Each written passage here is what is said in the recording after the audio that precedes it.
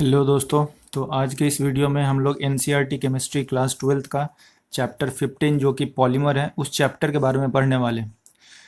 तो दोस्तों ये जो हमारा वर्ड है पॉलीमर, ये ग्रीक भाषा के दो वर्ड पॉली और मर के कॉम्बिनेशन से बना हुआ है। पॉली का मतलब होता है मेनी और ये जो मर होता है इसका मतलब होता है यूनिट और पार्ट। इसका मतलब कि जिसके अंदर बहुत सारा यूनिट या पार्ट होता है उसी को हम लोग पॉलीमर कहते हैं। अब इस चैप्टर को हम स्टार्ट करते हैं।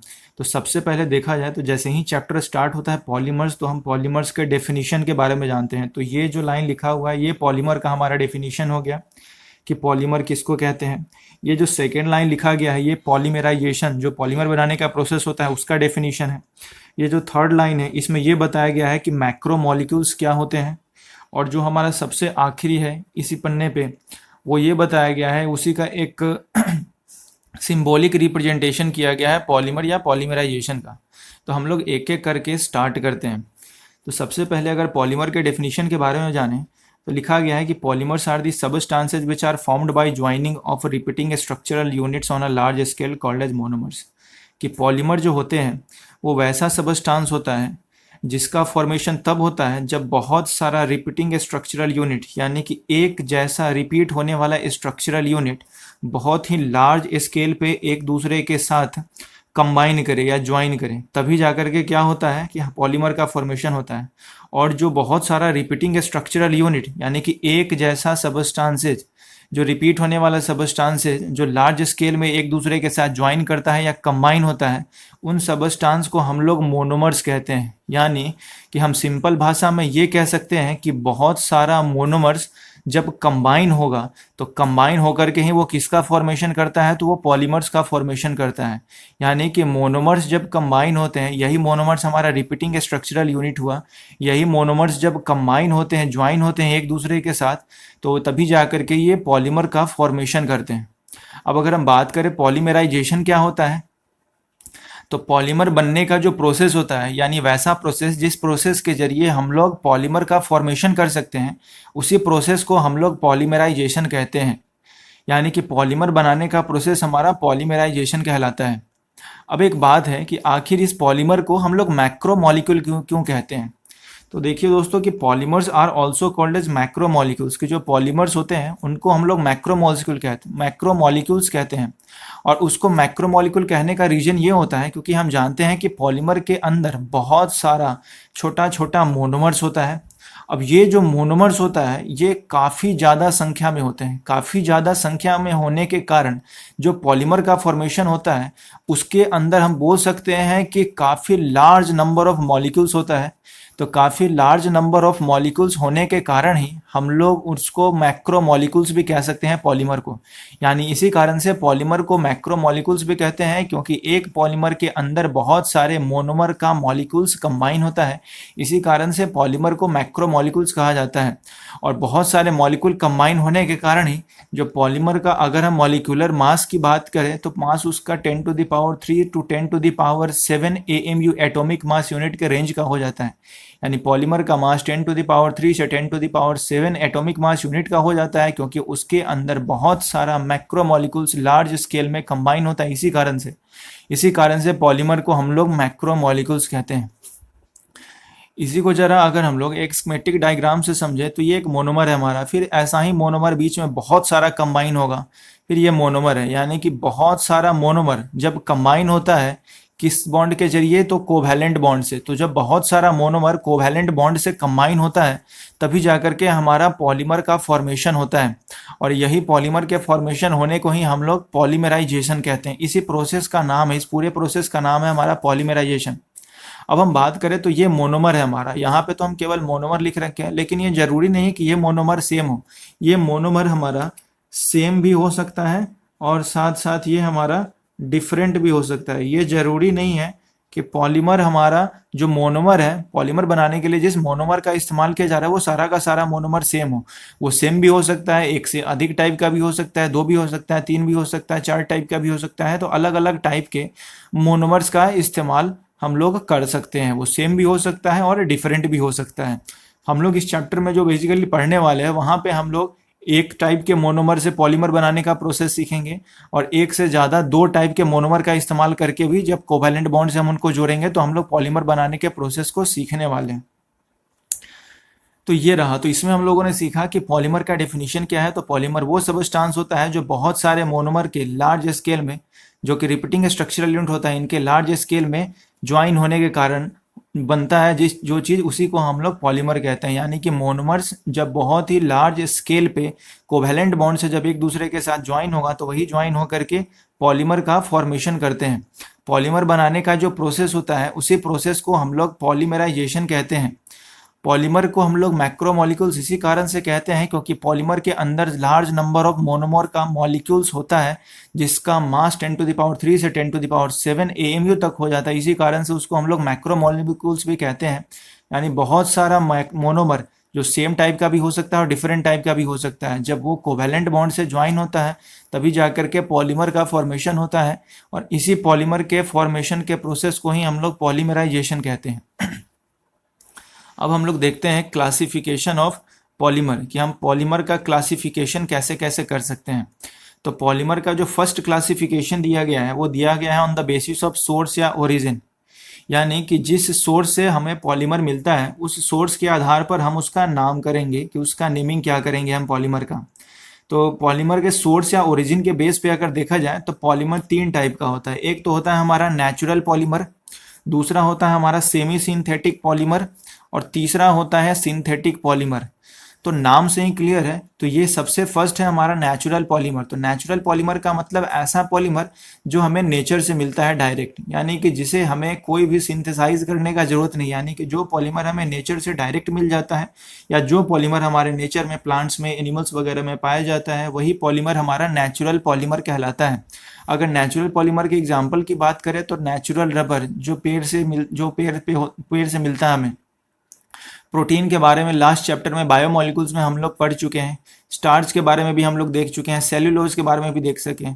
तो ये प्रोटीन जो होता था हमारा अमीनो एसिड का पॉलीमर होता था, यानी बहुत सारे अमीनो एसिड मोनोमर्स के तौर पे कंबाइन होते थे, तभी जाकर के इस प्रोटीन का फॉर्मेशन होता था।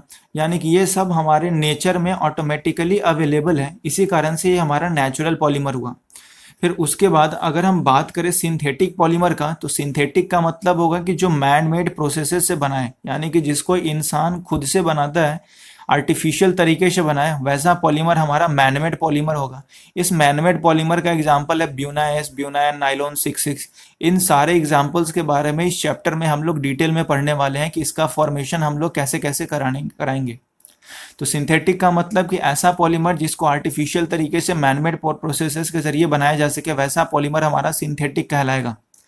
फिर जो हमारा लास्ट का है वो है हमारा सेमी सिंथेटिक पॉलीमर। तो सेमी सिंथेटिक पॉलीमर का मतलब होता है ऐसा पॉलीमर जो नेचुरल सबस्टांस में हम लोग कुछ मैन मेड थिंग्स को मिक्स करके बनाते हैं। यानी कि ऐसा पॉलीमर जो नेचुरल और सिंथेटिक दोनों तरीके से बनाया जाए, यानी कि हम लोग नेचर से कुछ सबस्टांसेस को, उसके रॉ मटेरियल को लाएं और उसमें हम लोग कुछ मैन मेड थिंग्स को मिक्स करें, और मिक्स करके ही हम लोग जब पॉलीमर बनाएंगे, यानी कि जो ना तो डायरेक्ट नेचर से हमें मिलता हो और ना ही डायरेक्टली हम लोग क्या कर सके उसका कि आर्टिफिशियल कंप्लीट 100% आर्टिफिशियल तरीके से ही बनाए। मतलब हम लोग उसमें से जो उसका रॉ मटेरियल है उसमें से कुछ हम लोग नेचुरल सबस्टांस को यूज करें, और कुछ उसके रॉ मटेरियल को जो हम लोग सिंथेटिक तरीके से बनाते हैं उसको मिक्सिंग करके जिस पॉलीमर का हम लोग फॉर्मेशन करते हैं उसी को हम लोग सेमी सिंथेटिक कहते हैं। अभी सेमी सिंथेटिक पॉलीमर का एग्जाम्पल जो होता है वो होता है हमारा सेल्यूलोज एसीटेट, जिसको हम लोग रेयन कहते हैं, और होता है हमारा सेलुलोज नाइट्रेट। यानी सेलुलोज एसीटेट और सेलुलोज नाइट्रेट हमारा सेमी सिंथेटिक पॉलीमर का एग्जाम्पल हुआ।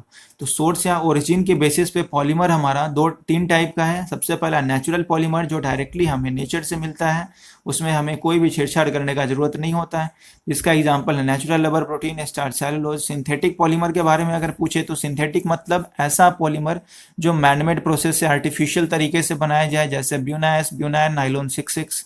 सेमी सिंथेटिक पॉलीमर मतलब कि जो नेचुरल रॉ मटेरियल में हम लोग जब कुछ मैनमेड सब्सटेंसेस को मिक्स करके जब बनाएं तो वैसे पॉलीमर को हम लोग सेमी सिंथेटिक पॉलीमर कहेंगे, जैसे सेल्यूलोज एसीटेट, सेल्यूलोज नाइट्रेट। ये सेल्यूलोज में देख रहे हैं तो ये सेल्यूलोज हमारा नेचुरल तरीके से मिलता है, और ये एसीटेट जो होता है ये हम लोग खुद से सिंथेसाइज करके इसको इसमें मिक्स करते हैं, तभी जा करके ये हमारा प्रिपेयर होता है सेल्यूलोज एसीटेट। उसी तरीके का हमारा सेल्यूलोज नाइट्रेट भी होता है। तो इस तरीके से पॉलीमर को हम लोग 3 पार्ट में क्लासिफाई कर सकते हैं। उसके बाद हम लोग देखते हैं टाइप्स ऑफ पॉलीमराइजेशन रिएक्शन। इसका मतलब है कि पॉलीमर बनाने का जो प्रोसेस होता है जिसको हम लोग पॉलीमराइजेशन कहते हैं, इस पॉलीमराइजेशन रिएक्शन का टाइप क्या होता है, यानी कितने तरीकों से हम लोग पॉलीमर का फॉर्मेशन करा सकते हैं। तो पॉलीमर का फॉर्मेशन कराने का हमारे पास 2 मेथड है। एक तो होता है हमारा एडिशन पॉलीमराइजेशन, जिसको कहते हैं हम लोग चेन ग्रोथ पॉलीमराइजेशन भी, एडिशन पॉलीमराइजेशन या फिर चेन ग्रोथ पॉलीमराइजेशन। दूसरा है हमारा कंडेंसेशन पॉलीमराइजेशन या फिर स्टेप ग्रोथ पॉलीमराइजेशन।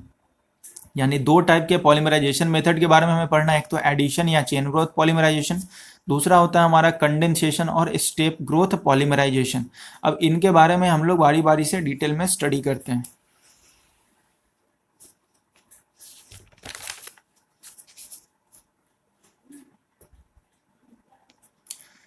तो सबसे पहले हम लोग बात करते हैं एडिशन और चेन ग्रोथ पॉलीमराइजेशन के बारे में कि आखिर इसमें होता क्या है। तो ये हमारा फर्स्ट लाइन है जिसमें लिखा गया है कि एडिशन या एडिशन पॉलीमराइजेशन का डेफिनेशन क्या होगा। दूसरा उसके बारे में इस लाइन में बताया गया है कि आखिर उसको हम लोग चेन ग्रोथ पॉलीमराइजेशन भी कहते क्यों हैं। और ये थर्ड पार्ट उस रिएक्शन के बारे में, एडिशन पॉलीमराइजेशन रिएक्शन के बारे में है। तो दोस्तों आपको याद रखना है कि सबसे पहले ये जो हमारा एडिशन या चेन ग्रोथ पॉलीमराइजेशन होता है, ये पॉलीमराइजेशन खास करके उसी मोनोमर्स में होता है जिस जो मोनोमर हमारा स्पेशली अनसैचुरेटेड होता है। यानी कि खास करके जो मोनोमर हमारा अनसैचुरेटेड है, अनसैचुरेटेड का मतलब होता है कि जो हमारा या तो डबल बॉन्ड हो या हमारा ट्रिपल बॉन्ड हो जिस मोनोमर के अंदर, वही हमारा जो होता है अनसैचुरेटेड कंपाउंड होता है। हम लोग जानते हैं कि जो डबल बॉन्ड वाला होता है उसको हम लोग, अगर है हाइड्रोकार्बन तो उसको हम लोग एल्कीन कहते हैं, और जो ट्रिपल बॉन्ड वाला होता है उसको, हाइड्रोकार्बन को हम लोग एल्काइन कहते हैं। यानी कि ये जो हमारा अनसैचुरेटेड कंपाउंड वाला जितना भी मोनोमर होता है, वो जब अनसैचुरेटेड मोनोमर जब ऐड होता है एक दूसरे के साथ, और जब एक दूसरे के साथ ऐड होकर के कोवैलेंट बॉन्ड से जब ऐड होता है और ऐड होकर के जो पॉलीमर का फॉर्मेशन करता है, उस पॉलीमर को हम लोग कहेंगे एडिशन पॉलीमर। और उस एडिशन पॉलीमर के फॉर्मेशन होने को, उसके प्रोसेस को ही हम लोग बोलेंगे एडिशन पॉलीमराइजेशन। यानी इसमें एडिशन पॉलीमराइजेशन में हमें क्या याद रखना है कि एडिशन पॉलीमराइजेशन तब होता है जब अनसैचुरेटेड मोनोमर्स एक दूसरे के साथ एडअप होते हैं कोवैलेंट बॉन्ड से। तो अनसैचुरेटेड मोनोमर्स जब एक दूसरे के साथ कोवैलेंट बॉन्ड से एडअप होकर के जब पॉलीमर का फॉर्मेशन करते हैं, तो उसी प्रोसेस को हम लोग एडिशन पॉलीमराइजेशन कहते हैं।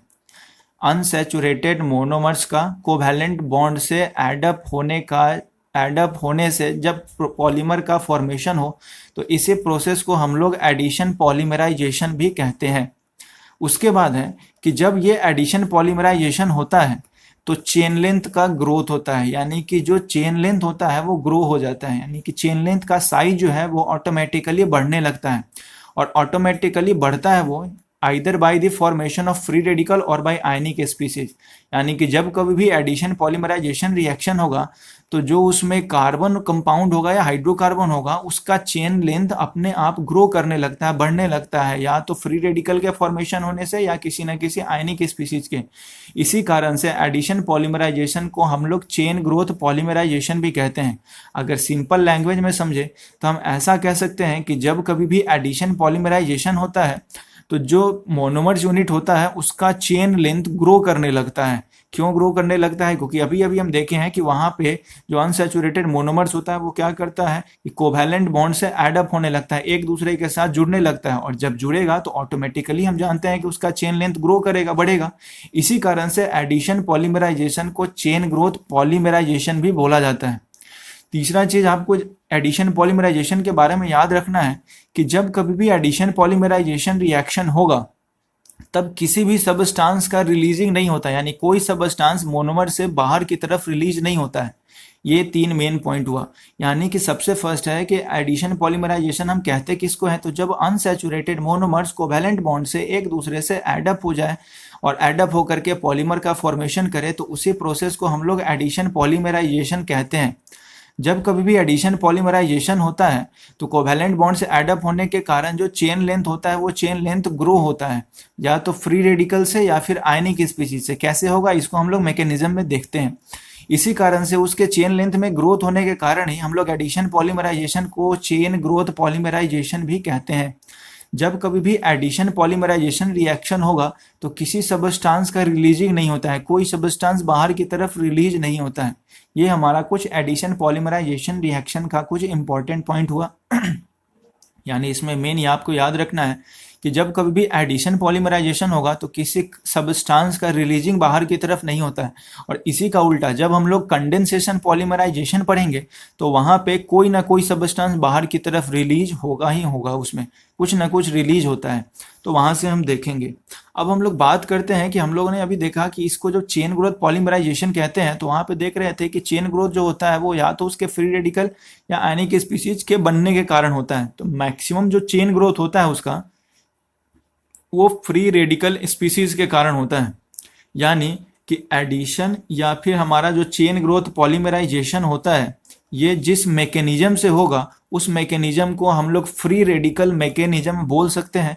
अब हमें उसी फ्री रेडिकल मैकेनिज्म के बारे में पढ़ना है कि आखिर ये फ्री रेडिकल मैकेनिज्म क्या होता है और कैसे कैसे होता है। तो अगर कभी क्वेश्चन पूछा जाए कि जो हमारा एडिशन पॉलीमराइजेशन या चेन ग्रोथ पॉलीमराइजेशन होता है वो किस मैकेनिज्म या किस प्रोसेस से होता है, तो हमें बताना है कि वो फ्री रेडिकल मैकेनिज्म से होता है। अब ये फ्री रेडिकल मैकेनिज्म होता क्या है, अब इसके बारे में हम लोग कुछ सीखते हैं। तो दोस्तों जब कभी भी फ्री रेडिकल मैकेनिज्म होना है तो हम लोग वहाँ पे किसी खास कैटेलिस्ट का इस्तेमाल करते हैं, और ये कैटेलिस्ट खास करके हमारा पेरोक्साइड कैटेलिस्ट होना चाहिए।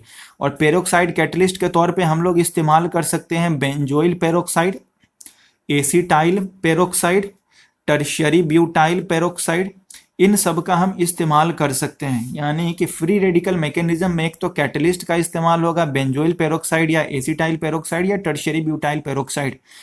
पेरोक्साइड कैटलिस्ट का इस्तेमाल होता है फ्री रेडिकल मैकेनिज्म के कारण। मैक्सिमम टाइम्स ये बेंजोइल पेरोक्साइड का इस्तेमाल किया जाता है कैटलिस्ट के तौर पे। ये हमारा बेंजोइल पेरोक्साइड हुआ जिसमें ये एक हमारा बेंजीन रिंग हुआ, ये दूसरा बेंजीन रिंग हुआ, और बीच में ये हमारा C डबल बॉन्ड O, और ये ऑक्साइड ऑक्सीजन ऑक्सीजन, ये जो लिंकेज होता है सिंगल बॉन्ड के थ्रू, इसी को हम लोग कहते हैं पेरोक्साइड लिंकेज। यानी यही हमारा पेरोक्साइड एक तरीके से देखा जाए तो ये हमारा बेंजोइल पेरोक्साइड हुआ। अब दोस्तों अगर इसको देखें तो ये हमारा एक तो बेंजीन रिंग है, तो चूंकि ये आज यहाँ पे सब्स्टिट्यूएंट जैसा लगा हुआ है तो यहाँ पे हम इसको बोल सकते हैं कि ये C6H5 है, ये भी C6H5 है, ये C double bond O C double bond O। अगर इसी को हम शॉर्ट में लिखें तो ये जो हमारा बेंजीन था इसको हम यहाँ पे C6H5 लिख सकते हैं, ये C डबल बॉन्ड O, और फिर ये C डबल बॉन्ड O को हम यहाँ पे C डबल बॉन्ड O से इंडिकेट कराएं, और इसके बाद में यहाँ पे सिंगल बॉन्ड से ये हमारा दूसरा बेंजीन रिंग था यानी C6H5 होगा। यहाँ पे स्पेस नहीं था इसी कारण से इसे नीचे लिख दिया गया है। यानी C6H5 C double bond O, oxygen oxygen peroxide linkage C double bond O, और फिर हमारा ये दूसरा बेंजीन रिंग वाला C6H5। तो ये इस तरीके से हुआ, ये होता है हमारा benzoyl peroxide.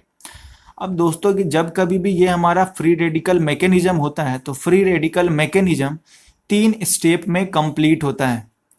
Free radical mechanism 3 step में होता है, जिसमें फर्स्ट स्टेप का नाम होता है हमारा चेन इनिशिएशन स्टेप, जो सेकंड स्टेप होता है हमारा वो होता है चेन प्रोपोगेशन स्टेप, और जो थर्ड और लास्ट स्टेप है हमारा वो होता है चेन टर्मिनेशन स्टेप। यानी यहाँ पे जो चेन होता है वो हमारा टर्मिनेट कर जाएगा, खत्म कर जाएगा।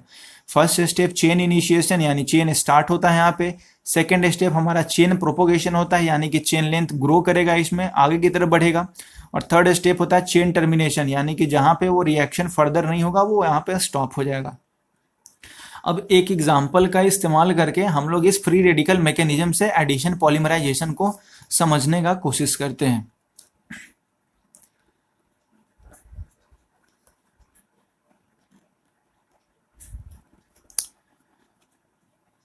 तो देखिए दोस्तों, अब हम लोग यहाँ पे एडिशन पॉलीमराइजेशन के एग्जाम्पल के बारे में देखने वाले हैं कि आखिर कैसे कैसे वो फ्री रेडिकल मैकेनिज्म से होगा। अगर ओवरऑल हम रिएक्शन देखें तो ये हमारा CH2 डबल बॉन्ड CH2 है। आखिर इसके अगर देखा जाए तो ये क्या है हमारा, ये है हमारा एथीन। ये एथीन क्यों है क्योंकि इसके अंदर 2 कार्बन है तो वर्ड रूट इसका एथ हो जाएगा। और चूंकि इसमें डबल बॉन्ड है, डबल बॉन्ड का मतलब होता है कि ये हमारा एल्कीन फैमिली का हुआ, इसी कारण से एथ के साथ इन लगा है। इसका मतलब कि ये कंपाउंड हमारा एथीन है। एथीन के पहले हम लोग एन लिख रहे हैं, इसका मतलब है कि एन मॉलिक्यूल लेंगे हम लोग इस एथीन का, और इसी एथीन का जब एन मॉलिक्यूल, एन मतलब बहुत सारा, जब हम मॉलिक्यूल ले लेंगे इसका, और जो भी मॉलिक्यूल लेंगे उसको हम लोग रख देंगे बेंजोइल पेरोक्साइड कैटलिस्ट के प्रेजेंस में। ये C6H5 डबल बॉन्ड हो, ऑक्साइड ऑक्साइड हमारा peroxide linkage, C double bond हो C6H5। अभी अभी हम लोग ऊपर देखे हैं कि ये हमारा जो था, ये हमारा बेंजोइल पेरोक्साइड कैटलिस्ट था, यानी कि जो एथीन होता है इसी को बेंजोइल पेरोक्साइड कैटलिस्ट के कांटेक्ट में रख करके जब हम इसको हीट करेंगे तो इसी के हीट करने से होता क्या है, तो यहाँ हमारा पॉलीथीन का फॉर्मेशन होता है। अब इसको कहते हैं हम लोग पॉलीथीन।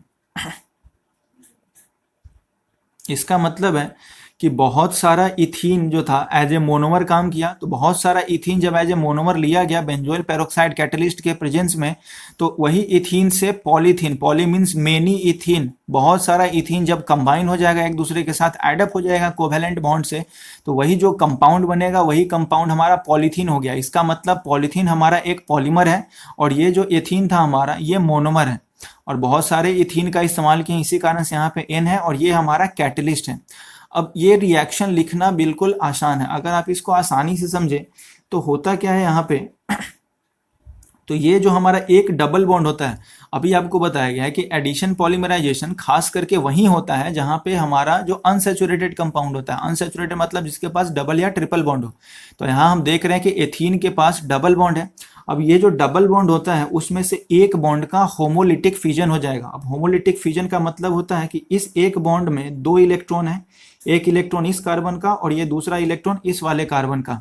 अब होमोलिटिक फिजन होने का मतलब है कि एक इलेक्ट्रॉन इस कार्बन के पास आ जाएगा और दूसरा ये जो इलेक्ट्रॉन है वो इस कार्बन के पास आ जाएगा। अब अगर ऐसा होगा तो स्ट्रक्चर अगर कुछ देखा जाए तो इस तरीके से बनेगा। एक बॉन्ड तो यहाँ फिजन होने का मतलब है डिसोसिएट हो गया, तो अब यहाँ पे एक ही बॉन्ड बच जाएगा और यहाँ पे एक बॉन्ड और यहाँ सॉरी ये फ्री रेडिकल और यहाँ पे ये फ्री रेडिकल। अब इसी फ्री रेडिकल को अगर हम सोचे कि कोई अगर हम यहाँ पे इस तरीके से ओपन करके दिखा देना है, ओपन करने का मतलब है कि ये फ्री रेडिकल ही यहाँ पे हम लोग ओपन बॉन्ड के तौर पे दिखा देंगे और इस वाले इसके फ्री रेडिकल जो यहाँ पे था इसको हम यहाँ पे फ्री रेडिकल के तौर पे बॉन्ड के तौर पे हम दिखा देंगे और इसको इस तरीके से हम घेर देंगे। इससे मतलब होगा कि ऐसा बहुत सारा यूनिट जब कंबाइन हो जाएगा तभी जाकर के कुछ यहाँ पे नीचे एन लिखा गया। इसका मतलब कि ऐसा बहुत सारा यूनिट इस कोवेलेंट बॉन्ड से दोनों तरफ कंबाइन हो जाएगा, तभी जिस पॉलीमर का फॉर्मेशन होगा उसी को हम लोग पॉलीथीन बोलेंगे। अब इसी को हम step by step free radical mechanism से समझने का कोशिश करते हैं कि आखिर ये कैसे कैसे हो रहा है। तो अभी अभी हम लोग देखें कि जो हमारा फ्री रेडिकल मैकेनिज्म होता था वो 3 स्टेप में होता था, जिसका फर्स्ट स्टेप होता था हमारा चेन इनिशिएशन स्टेप। तो ये हमारा चेन इनिशिएशन रिएक्शन हो गया, ये फर्स्ट स्टेप है हमारा चेन इनिशिएशन स्टेप। अब इसमें सबसे पहले होता क्या है कि हम लोग जिस कैटलिस्ट का इस्तेमाल किए थे बेंजोइल पेरोक्साइड, उस बेंजोइल पेरोक्साइड को यहाँ पे लिखा गया है, ये वही हमारा बेंजोइल पेरोक्साइड कैटलिस्ट होगा। अब यहाँ ऑक्सीजन ऑक्सीजन के बीच में जो पेरोक्साइड बॉन्ड था, यानी कि ये जो हमारा कोवेलेंट बॉन्ड है, इस कोवेलेंट बॉन्ड का होमोलिटिक फिजन होगा। होमोलिटिक फिजन होने का मतलब है कि इस बॉन्ड का एक इलेक्ट्रॉन इसके पास, इस बॉन्ड का एक इलेक्ट्रॉन इसके पास आ जाएगा। ऐसा होने से ये जो एक सिंगल बॉन्ड था ये कंप्लीटली डिसोसिएट हो जाएगा। तो डिसोसिएट होने से हम लोग देखेंगे कि ये स्ट्रक्चर कैसा बनेगा, तो ये C6H5 एज इट इज रहेगा, ये C double bond O as it is रहेगा और इस वाले ऑक्सीजन पे एक फ्री रेडिकल आ जाएगा। वही स्ट्रक्चर हम देखें तो C6H5 C double bond O और यहाँ पे फ्री रेडिकल, यानी कि 2 सिमिलर यूनिट का फॉर्मेशन होने वाला है। जब इस बॉन्ड का होमोलिटिक फिजन होगा तो जो फ्री रेडिकल बनेगा वो यही फ्री रेडिकल बनेगा C6H5 C double bond O और यहाँ पे ये हमारा ऑक्सीजन सिंगल बॉन्ड के थ्रू अटैच हो गया और ये O दिखा रहा है इसके फ्री रेडिकल को जो इस होमोलिटिक फिजन से आया है। और चूंकि ये यूनिट और ये यूनिट दोनों सेम है इसी कारण से यहाँ पे हम लोग 2 लिख दिए। फिर होगा क्या कि जब एक इस फ्री रेडिकल का फॉर्मेशन हो गया तो दोबारा से ये C6H5 और C double bond O free radical जो है, यानी कि इस पार्ट और इस पार्ट के बीच में ये जो हमारा सिंगल कोवैलेंट बॉन्ड है, जो सिंगल बॉन्ड है, उस बॉन्ड का भी होमोलिटिक फ्यूजन होगा। तो होमोलिटिक फ्यूजन होगा तो इस बॉन्ड का एक इलेक्ट्रॉन फिर इस कार्बन के पास, और इस एक बॉन्ड का फिर ये दूसरा इलेक्ट्रॉन जो था वो इस वाले कार्बन के पास आ जाएगा। तो अगर आ जाएगा तो अगर हम इस स्ट्रक्चर को देखें तो इस स्ट्रक्चर में यहाँ तो C डबल बॉन्ड O था, यहाँ ऑक्सीजन के पास एक फ्री रेडिकल था और इस वाले कार्बन के पास भी एक फ्री रेडिकल आ जाएगा। ये कुछ इस तरीके से हम इंडिकेट करें। यहाँ पे 2 इसीलिए लिखा गया है क्योंकि यहाँ पे भी ये स्टार्टिंग में 2 था, यानी कि 2 यूनिट इसका फॉर्म करेगा। फिर ये जो C6H5 था वहां पे इस होमोलिटिक फ्यूजन के कारण एक जो फ्री रेडिकल होगा वो इस वाले कार्बन के पास भी आएगा। तो ये C6H5 और यहाँ पे 2 लिखा गया क्योंकि यहाँ पे 2 था, तो ये 2C6H5 फ्री रेडिकल हुआ और ये 2COO फ्री रेडिकल हुआ। अब हम यहाँ देख रहे हैं कि इस कार्बन के पास एक फ्री रेडिकल और इस वाले ऑक्सीजन के पास ये फ्री रेडिकल, तो ये दोनों फ्री रेडिकल कंबाइन होकर के यहाँ पे एक फिर से बॉन्ड बना लेगा। तो एक बॉन्ड पहले से ही था तो यहाँ पे एक डबल बॉन्ड हो जाएगा। इसके पास ऑलरेडी एक सिंगल बॉन्ड था और एक एक फ्री रेडिकल को फिर से यहाँ से अगर ये कंबाइन कर लेगा तो ये फिर से C डबल बॉन्ड O का फॉर्मेशन कर लेगा। वही यहाँ पे लिखा गया है, ये C डबल बॉन्ड O ऊपर में पहले से था और यहाँ भी फ्री रेडिकल के कॉम्बिनेशन से डबल बॉन्ड का फॉर्मेशन कर लिया। अगर हम इसको ध्यान से देखें तो ये CO2 है, यानी कि 2CO2 यूनिट यानी कार्बन डाइऑक्साइड का फॉर्मेशन होता है और ये कार्बन डाइऑक्साइड का 2 मॉलिक्यूल बनता है जो कि बाहर की तरफ हमारा निकल जाता है गैसियस स्टेट में होने के कारण। और फिर हमारे पास बचता क्या है तो C6H5 डॉट, यानी कि फ्री रेडिकल। ये C6H5 हुआ क्या तो ये हमारा बेंजीन से बना है फ्री रेडिकल, तो इसको कहते हैं हम लोग फिनाइल फ्री रेडिकल। यानी कि सबसे फर्स्ट स्टेप यानी कि जो चेन इनिशिएशन स्टेप होता है उसमें होमोलिटिक फिजन से जो हमारा कैटलिस्ट होता है, उस कैटलिस्ट से हम सिंपल सा मतलब ये समझ सकते हैं कि हमें फिनाइल फ्री रेडिकल का फॉर्मेशन होता है, फिनाइल फ्री रेडिकल मिलता है। अब हम आगे समझते हैं। तो फर्स्ट स्टेप में हम समझे कि हम लोग जिस कैटलिस्ट का इस्तेमाल किए थे बेंजोइल पेरोक्साइड का, वो बेंजोइल पेरोक्साइड से हमें फाइनली फिनाइल फ्री रेडिकल मिल जाता है होमोलिटिक फ्यूजन से। अब इस फिनाइल फ्री रेडिकल का क्या काम है, अब हम इसका आगे मतलब समझते हैं।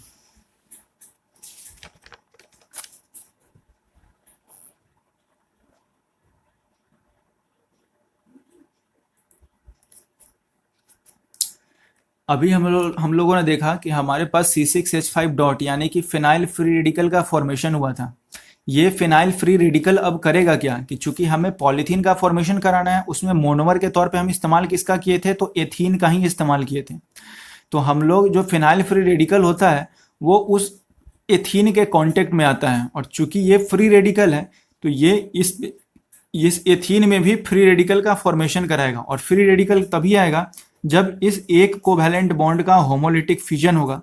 तो यहाँ पे हम देख रहे हैं कि CH2 और CH2 के बीच में डबल बॉन्ड है, तो एक बॉन्ड का होमोलिटिक फ्यूजन होगा। फिर होमोलिटिक फ्यूजन होने से इस वाले CH2 के ऊपर भी फ्री रेडिकल और इस वाले CH2 के ऊपर भी फ्री रेडिकल आएगा। तो ओवरऑल ये जो कंपाउंड होगा वो इस फॉर्म में कन्वर्ट हो जाएगा। यहाँ पे ये C6H5 डॉट यानी कि C6H5 फिनाइल फ्री रेडिकल था, उसको हम एज इट इज लिख दे रहे हैं। और दूसरा यहाँ पे होमोलिटिक फ्यूजन होने के कारण CH2 डॉट का फॉर्मेशन होने वाला है। ये CH2 फ्री रेडिकल CH2 यानी कि ये फ्री रेडिकल का फॉर्मेशन हो गया इस बॉन्ड के होमोलिटिक फ्यूजन के कारण। अब होगा क्या कि इस वाले कार्बन का ये फ्री रेडिकल और इस वाले कार्बन का ये फ्री रेडिकल, ये दोनों आपस में कंबाइन हो जाएगा फिर बॉन्ड से। तो जब बॉन्ड से कंबाइन हो जाएगा तो इस CH2 और इस C6H5 के बीच में एक एक फ्री रेडिकल यानी एक एक इलेक्ट्रॉन के कारण जब यहाँ पे ये कोवैलेंट बॉन्ड बनाएगा तो उससे ये फिनाइल और ये हमारा CH2 यूनिट जब कंबाइन हो जाएगा तो यही C6H5 और ये CH2, इसमें ये एक कोवैलेंट बॉन्ड दिखा रहा है कि इसके पास 2 इलेक्ट्रॉन था, जिसमें से एक इलेक्ट्रॉन इस CH2 का है और दूसरा इलेक्ट्रॉन जो वो C6H5 का था जो इसके पास फ्री रेडिकल के फॉर्म में अवेलेबल था। और एक यहाँ पे CH2 के बगल में एक कोवैलेंट बॉन्ड ऑलरेडी था, उसको हम एज इट इज शो कराए हैं और उसके बगल में CH2 डॉट यानी कि CH2 फ्री रेडिकल था, वो हमारा एज इट इज है। यानी यही था हमारा फर्स्ट स्टेप जो हमारा था चेन इनिशिएशन स्टेप। तो अभी तक हम लोगों ने ये देखा कि जो फर्स्ट स्टेप में सबसे पहले तो जो हम लोग कैटलिस्ट लेते हैं बेंजोइल पेरोक्साइड, उस बेंजोइल पेरोक्साइड का होमोलिटिक फ्यूजन होने से फिनाइल फ्री रेडिकल का फॉर्मेशन होता है। ये फिनाइल फ्री रेडिकल फिर आता है एथीन मोनोमर के कांटेक्ट में और इस एथीन मोनोमर का भी होमोलिटिक फ्यूजन कराता है, जिससे इसके ऊपर भी फ्री रेडिकल जनरेट हो जाता है। फिर ये फिनाइल फ्री रेडिकल इस CH2 फ्री रेडिकल से अपने इलेक्ट्रॉन को शेयर करके बॉन्ड बना के कोवैलेंट बॉन्ड से कंबाइन हो जाता है, और आखिरी में हमारे पास CH2 डॉट, यानी कि यहाँ हमारे पास ओवरऑल ये कंपाउंड फ्री रेडिकल के तौर पे मौजूद हो जाता है। ये हमारा था फर्स्ट स्टेप, जो था हमारा चेन इनिशिएशन स्टेप। अब हम लोग सेकेंड स्टेप के बारे में देखने वाले हैं, जो कि है हमारा चेन प्रोपोगेशन स्टेप। अब ये चेन प्रोपोगेशन नाम से ही क्लियर है कि इसमें चेन प्रोपोगेट होगा, इसका मतलब चेन हमारा और आगे बढ़ने वाला है, चेन लेंथ में ग्रोथ होने वाला है, चेन हमारा और भी ज़्यादा बड़ा होगा। तो हम देखते हैं कि फर्स्ट स्टेप से जो हमें प्रोडक्ट मिला था C6H5CH2 डॉट, उसको हम लोग लिए। फिर ये जब जैसे ही दूसरे एथीन के कांटेक्ट में आएगा तो ये फ्री रेडिकल फिर से दूसरे वाले एथीन मॉलिक्यूल का होमोलिटिक फ्यूजन करा देगा, जिससे इस एथीन के ऊपर फिर से यहाँ पे फ्री रेडिकल के फॉर्म में ये जनरेट हो जाएगा। इसका एक इलेक्ट्रॉन इसके ऊपर फ्री रेडिकल के फॉर्म में और ये दूसरा इलेक्ट्रॉन इस वाले CH2 के ऊपर फ्री रेडिकल के फॉर्म में एज इट इज अवेलेबल हो जाएगा। ये कंपाउंड हमारा एज इट इज ये चीज हो गया, और ये कंपाउंड जब होमोलिटिक फ्यूजन हुआ तो उससे इस फॉर्म में कन्वर्ट हो गया। फिर ये CH2 का फ्री रेडिकल और इस CH2 का फ्री रेडिकल आपस में इलेक्ट्रॉन शेयर करके यहाँ पे फिर से बॉन्डिंग बना लेगा। तो बॉन्डिंग बना लेगा तो फिर ये फ्री रेडिकल और ये फ्री रेडिकल कोवैलेंट बॉन्ड से कंबाइन हो जाएगा, तो कुछ इस तरीके का दिखेगा, और सबसे आखिरी CH2 पे ये फ्री रेडिकल बन जाएगा। फिर हम और आगे देखेंगे तो फिर से ये फ्री रेडिकल जब किसी दूसरे एथीन मॉलिक्यूल के कांटेक्ट में आएगा तो फिर से उस एथीन मॉलिक्यूल का वो दोबारा से इसी तरीके से वो होमोलिटिक फ्यूजन कराएगा, और फिर एक कार्बन से वहाँ के कोवैलेंट बॉन्ड से कंबाइन होता जाएगा। यानी कि हम बीच में कह सकते हैं कि C6H5 के बाद इस CH2 जैसा बहुत सारा n नंबर ऑफ यूनिट हमें मिल जाएगा कंबाइन होने के लिए। तो C6H5 और बीच में चूंकि इस CH2 का चेन लेंथ ऑटोमेट ये हमेशा ग्रोथ होते रहेगा। ये फ्री रेडिकल जब भी किसी एथीन मॉलिक्यूल से कंबाइन करेगा तो ये जो CH2 का चेन लेंथ है ये ऑटोमेटिकली ग्रो होते रहता है। इसी कारण से इसी को शॉर्ट में हम C6H5 और ये CH2 यूनिट को होने के कारण यहाँ हम नीचे n लगा दिए। क्यों? क्योंकि इसका हमें बहुत सारा यूनिट मिलने वाला है, इसी कारण से नीचे हम n लगा दिए, यानी इसका बहुत सारा यूनिट मिलेगा। और ये CH2 डॉट इसके लिए हम इंडिकेट करा दिए यहाँ पे कि यानी फाइनल स्ट्रक्चर हमारा इसी टाइप का कुछ मिलने वाला है। यानी कि जब भी सेकेंड स्टेप में यानी कि चेन प्रोपोगेशन में हमें मिलेगा क्या कि आखिरी हमारा जो प्रोडक्ट होगा वो भी फ्री रेडिकल मिलेगा, जिससे जो हमारा बीच का चेन होता है ये ग्रो करते जाता है। और हम फिर इसका फ्री रेडिकल मैकेनिज्म का थर्ड और आखिरी स्टेप देखने वाले हैं, जो कि है हमारा चेन टर्मिनेशन स्टेप। अब इस चेन टर्मिनेशन का मतलब है कि अब हमारा चेन जो है वो टर्मिनेट हो जाएगा। तो अभी हम सेकेंड स्टेप का प्रोडक्ट देखें तो वो हमारा कुछ इस टाइप का था, C6H5 और मिडिल में CH2N लिखा हुआ है, यानी कि CH2 का बहुत सारा यूनिट मिलेगा, फिर CH2 डॉट है। फिर इसी टाइप का दो मॉलिक्यूल यानी C6H5 CH2N इसी टाइप का दो मॉलिक्यूल हम लिए, एक तो ये रहा हमारे पास और ये दूसरा उसी टाइप का यूनिट हुआ। फिर ये दोनों जब एक दूसरे के कांटेक्ट में आएगा तो फिर हम देख रहे हैं कि इसका ये फ्री रेडिकल और इसका ये दो फ्री रेडिकल, इसी कारण से इसको हम ऑपोजिट डायरेक्शन में लिखे हैं, ताकि इससे पता क्या चलेगा कि इस CH2 का फ्री रेडिकल और इस वाले CH2 का फ्री रेडिकल करेगा क्या कि अपने फ्री रेडिकल को कोवैलेंट बॉन्ड से एक दूसरे के साथ कंबाइन करेगा। तो इसी के कॉम्बिनेशन के कारण ही जो CH2 और ये CH2 था ये करेगा क्या कि कोवैलेंट बॉन्ड से जुड़ जाएगा, जिससे इन दोनों का फ्री रेडिकल ऑटोमेटिकली खत्म हो जाएगा और ये पूरा का पूरा हमारे पास स्ट्रेट चेन में कंपाउंड मिल जाएगा विदाउट फ्री रेडिकल। और इसीलिए हम बीच में देख रहे हैं कि CH2 इसका बहुत सारा n यूनिट कंबाइन है और यही CH2 कैसे मिलता था हमारा, यही हमारा पॉलीइथीन हुआ। क्यों? क्योंकि ये बहुत सारे इथीन के कॉम्बिनेशन से ही मिला है, अभी अभी हम लोग देखा है। इसी कारण से इसको अब हम यहाँ पे इसको हम चेन टर्मिनेशन स्टेप इसलिए बोलते हैं क्योंकि अब हमारा यहाँ पे ये चेन टर्मिनेट हो जाएगा। क्यों? क्योंकि इसके पास इस वाले कंपाउंड इस वाले प्रोडक्ट के पास कोई भी फ्री रेडिकल नहीं है। तो फ्री रेडिकल नहीं है तो ये क्या नहीं कर सकता, किसी दूसरे एथीन मॉलिक्यूल का होमोलिटिक फ्यूजन नहीं कराएगा, जिसके कारण ये हमें स्टेबल पॉलीथीन पॉलीमर हमें मिल जाता है इस तरीके से। तो ये था हमारा ओवरऑल फ्री रेडिकल मैकेनिज्म। एक बार इसी को हम शॉर्ट में समझने का फिर से कोशिश करते हैं। अगर फ्री रेडिकल मैकेनिज्म देखें तो फ्री रेडिकल मैकेनिज्म का जो हमारा फर्स्ट स्टेप था वो था हमारा चेन इनिशिएशन स्टेप। इस चेन इनिशिएशन स्टेप में हुआ क्या कि हम लोग बेंजोइल पेरोक्साइड कैटलिस्ट का इस्तेमाल किए थे, जिसमें जो ऑक्साइड का पेरोक्साइड बॉन्ड था उसका होमोलिटिक फ्यूजन हुआ, जिससे C6H5 डबल बॉन्ड O और यहाँ O पे फ्री रेडिकल हमें मिलता है। और ऐसा दो सिमिलर यूनिट मिलता है, इसके इधर भी एक जैसा यूनिट और इसके इधर भी वही सेम यूनिट है। इसी कारण से यहाँ पे हम लोग 2C6H5 डबल बॉन्ड O और O यहाँ पे फ्री रेडिकल को इंडिकेट कराए हैं। अब फिर होगा क्या, दोबारा से इस C6H5 और इस C के बीच में ये जो सिंगल कोवैलेंट बॉन्ड था इसका होमोलिटिक फ्यूजन होना है, जिससे इस C6H5 पे एक फ्री रेडिकल आएगा और इस वाले कार्बन पे भी एक फ्री रेडिकल आएगा। तो कुछ इस तरीके का कंपाउंड में मिलेगा। फिर ये फ्री रेडिकल और इस ऑक्सीजन का फ्री रेडिकल एक दूसरे के साथ कंबाइन करके कोवैलेंट बॉन्ड से CO2 का फॉर्मेशन कर लेगा कुछ ऐसा। इसी को हम ऐसे भी लिख सकते हैं। और ये दूसरा हमारे पास C6H5 फ्री रेडिकल बच जाएगा। यानी कि चेन इनिशिएशन स्टेप में सबसे पहले हुआ क्या कि जो बेंजोइल पेरोक्साइड हम लोग कैटलिस्ट का इस्तेमाल किए थे वो फिनाइल फ्री रेडिकल हमें देता है। अब ये फिनाइल फ्री रेडिकल करता क्या है, तो phenyl free radical ethene molecule से कांटेक्ट करेगा। तो ये फिनाइल फ्री रेडिकल जैसे ही एथीन के कांटेक्ट में आएगा तो एथीन का होमोलिटिक फ्यूजन कराएगा। एथीन का होमोलिटिक फ्यूजन कराएगा तो इस दोनों CH2 पे एक एक फ्री रेडिकल जनरेट हो जाएगा।